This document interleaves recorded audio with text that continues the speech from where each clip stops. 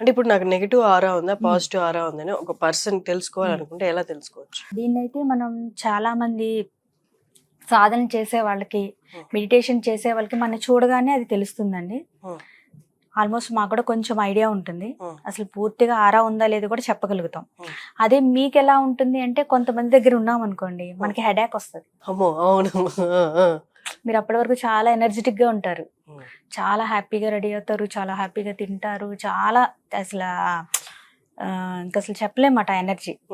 కొంతమంది దగ్గరికి వెళ్ళగానే, కొన్ని ప్లేసెస్ లోకి వెళ్ళగానే ఇమీడియట్ గా మీరు వెంటనే డౌన్ అయిపోద్ది, ఇంక్లూడింగ్ నాతో సహా.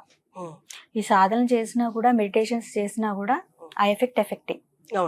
అది అలాంటప్పుడు ఏం చేయాలి అంటే, మనకు కొంచెం డిస్టర్బెన్స్ అవుతుంది అంటే నార్మల్ పీపుల్ అబ్జర్వ్ చేయలేరు ఎందుకు జరుగుతుంది అని. కొంచెం మనలాంటి వాళ్ళం ఏంటంటే కొంచెం అబ్జర్వ్ చేస్తే దానికి కావాల్సిన రెమెడీస్ అవి మనం చూసుకుంటాం.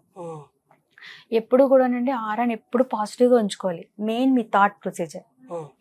ఏది జరిగినా అది తీసుకోవద్దు, మీకు ఏది కావాలో అది మాత్రం తీసుకోండి. అంటే దీన్ని డిస్టింగ్విష్ చేయడానికే జీవితకాలం సరిపోద్ది, నాకు ఏది కావాలో ఏది వద్దు అనేది. చూసిన ప్రతిదానికి మనం ఎఫెక్ట్ అయిపోతూ ఉంటాం కదా.